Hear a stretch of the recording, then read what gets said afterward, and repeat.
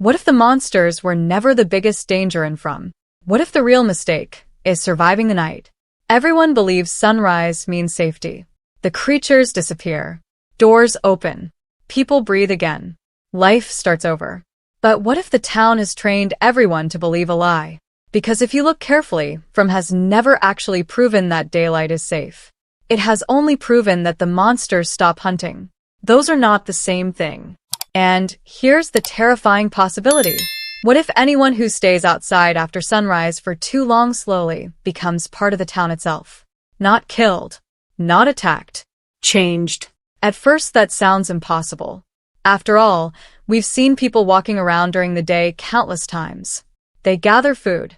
They search the forest. They build shelters. Nothing immediately happens. But this is exactly why the theory is so dangerous. The town never works quickly. It changes people slowly. It waits. It watches. And then, one day, the person you've always known isn't the same anymore. But here's what changes everything. The show constantly teaches us to focus on the monsters. Every terrifying night distracts us from asking a much more important question. What is the town doing while the sun is up? That's not the real mystery.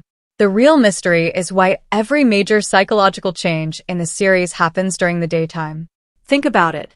People don't just wake up after terrifying nights and recover. Instead, the daylight becomes the beginning of something worse. People hear voices. They see impossible visions. They become obsessed. They make decisions they never would have made before. Almost every major breakdown starts after sunrise. Coincidence? Or exactly how the town wants it? Look at what the show is actually telling us. The monsters hunt with fear. The town hunts with time. Those are completely different weapons. One attacks your body. The other attacks your mind. And minds take much longer to break. This is the detail everyone missed. Whenever characters spend long periods wandering outside during the day, they rarely come back unchanged. Not because they were attacked. Because they were exposed. Exposed to something we still can't see. The forest isn't just filled with trees. It's filled with influence. An invisible pressure that grows stronger the longer someone remains inside the town's natural world. Notice how often characters suddenly stop thinking logically after extended trips through the woods. They become distracted. They follow strange sounds. They chase voices. They trust impossible visions. It's almost as if the environment itself is rewriting their decisions. And this is where it gets darker. We've always assumed the monsters are the town's soldiers. But what if they're only the cleanup crew? Their job is simple. Remove anyone who refuses to change. The real transformation happens in daylight. Because daylight creates believers. Night eliminates survivors. Think about Victor. He has spent more time outside than almost anyone alive. For decades, he walked through forests, empty streets, abandoned places, and locations nobody else dared to visit. And yet Victor isn't simply traumatized. He's connected. He knows where objects appear. He senses changes before anyone else. He remembers places others forget. Sometimes it feels less like Victor understands the town, and more like the town understands Victor. Why? Because prolonged exposure changes the relationship. Not into friendship, into dependency. The town may have spent decades shaping him without him ever realizing it. Now think about Boyd. Every journey outside leaves him carrying something invisible back into town. Not just physical injuries. Ideas. Visions. Voices. Questions. Each expedition changes his behavior in subtle ways. He becomes more desperate, more isolated, more willing to believe impossible things. Almost every major decision Boyd makes comes after spending significant time beyond the town's ordinary boundaries. That pattern keeps repeating. The writers could easily ignore it. Instead, they highlight it again and again. Why? Because they're quietly teaching us a rule they've never spoken out loud. The longer you're exposed, the deeper the town gets inside you. Notice something else. The forest never feels empty. Even in complete silence, characters constantly behave as though something is watching. Not necessarily a creature. Something older. Something patient. Camera angles reinforce this feeling. Long, lingering shots through branches. Wide frames where nobody appears to be there. Moments where characters instinctively turn around, even though nothing is visible. The audience assumes it's building suspense. But what if those scenes are literal? What if someone or something is always observing who spends time outside after sunrise? Because observation is the first step toward transformation. And if that's true, then every daytime journey has been an experiment. Every walk through the forest has been exposure. Every hour spent under the sun has been another layer of the town taking hold. Most fans ask one question. Why don't the monsters attack during the day? But maybe we've been asking the wrong question from the beginning. Maybe the better question is this. Why would the town need monsters when daylight can accomplish something even more permanent? Because killing someone ends their story. Changing someone allows the town to keep writing it. And once you see that possibility, every peaceful morning in from suddenly becomes far more terrifying than the night itself. If this theory is true, then the monsters are only the distraction. The real danger isn't what comes out after dark. It's what stays behind when the sun rises. And this is where everything we thought we understood about from begins to fall apart. The town doesn't need to trap people with walls. It traps them by changing the way they think. Look at what the show is actually telling us. Every time someone spends enough time exploring, searching, or trying to escape during the day, they don't simply return with new information. They return with a different state of mind. That's not coincidence. That's a pattern. And patterns are how From hides its biggest truths. Take Jade. When he first arrives, he's logical. Arrogant, yes, but driven by facts. He believes every mystery has an answer if you study it long enough. Then something starts happening.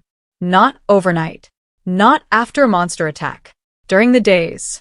The symbols begin appearing. The visions become impossible to ignore. He starts chasing connections that no one else can see. Some viewers say Jade is simply losing his mind. But what if that's exactly what the town wants us to believe? Because if Jade were only hallucinating, why do his discoveries repeatedly lead to real places, real objects, and real revelations? His visions aren't random. They're directional. Someone or something is feeding him pieces of a puzzle. But here's what changes everything. What if the puzzle isn't meant to be solved? What if it's meant to reshape the person solving it? Every symbol Jade follows pulls him deeper into the town's story. Every answer creates 3 new questions. Every breakthrough makes him more obsessed. That's not the behavior of someone finding freedom. That's the behavior of someone becoming part of the system. And this is where it gets darker. Look at Tabitha. She refuses to stop searching. She digs. She explores. She follows impossible clues beneath the town.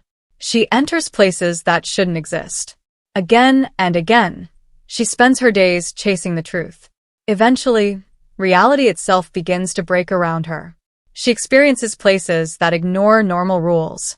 She sees things that no ordinary person should ever see. Many fans treat these moments as supernatural rewards. But what if they're actually stages of infection? Not a disease of the body, a disease of perception. The town doesn't force you to believe. It slowly changes what you're capable of seeing. Once that happens, there's no going back. Think about Victor. Everyone assumes Victor survived because he was lucky. But surviving for decades inside From isn't luck. It's adaptation. Victor understands rules that nobody taught him. He instinctively avoids certain places. He reacts to changes before anyone else notices them. His drawings don't feel like memories anymore. They feel like messages. Almost as if the town is communicating through him.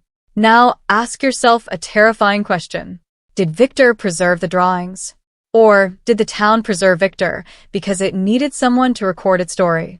That's not the real mystery. The real mystery is why the town keeps certain people alive while others disappear almost immediately. The monsters kill without mercy. Yet somehow, specific people continue surviving impossible situations. Victor. Boyd. Jade. Tabitha. Ethan. Even when death seems inevitable, something changes. Almost as if another force intervenes. Why? Because maybe these people aren't random survivors. Maybe they're long-term projects. The town isn't protecting them. It's cultivating them. Think about how often the series introduces impossible guidance. Children appearing where they shouldn't. Voices leading characters into dangerous places. Dreams revealing symbols before anyone understands them. Trees moving. Roads changing. Weather arriving at exactly the wrong moment. None of these events feel accidental anymore. They feel coordinated, like individual moves in a much larger strategy. And who benefits from that strategy? Not the monsters. The monsters never seem curious. They don't investigate. They don't ask questions. They simply hunt. That means someone else is directing the game. Someone with patience. Someone who doesn't care how many years it takes. Someone who understands that changing a person's mind is far more valuable than taking their life. This is the detail everyone missed. Notice how often the town rewards curiosity. Characters searching for answers usually discover something real. A hidden chamber. A mysterious object. A forgotten location. An impossible vision. The town doesn't stop them from investigating. It encourages them. Why? Because every discovery pulls them deeper into its design. It's the perfect trap. If you know nothing, you'll stay alive but remain powerless. If you search for answers, you'll become obsessed. Either way, the town wins. And then there's Ethan. At first glance, Ethan seems like an innocent child trying to survive. But children often understand the rules from faster than adults. Why? Adults fight the impossible. Children accept it. Ethan listens to stories. He trusts symbols. He follows strange ideas without questioning them. Instead of resisting the town, he naturally speaks its language. That's incredibly unsettling. Because if the town truly changes people through prolonged exposure, children would adapt faster than anyone else. Not because they're stronger, because they're more open, more flexible, more willing to believe. And belief may be the town's greatest weapon. Suddenly, every fairy tale Ethan tells feels less like imagination and more like training. Every strange conversation becomes another lesson. Every impossible event becomes another step toward acceptance. Because once someone accepts the town's reality, they stop fighting it.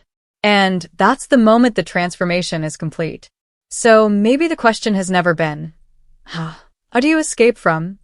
Maybe the real question is, how long can you stay inside the town before you stop wanting to leave? Because if the town can erase your need to escape, then it never has to build a prison at all. Now, let's follow this theory to its most terrifying conclusion. If the town changes people during the day instead of simply hunting them at night, then every survivor is living on borrowed time. Not because the monsters will eventually catch them, because the town eventually will. And this is where it gets darker. Throughout the series, we keep expecting one final battle.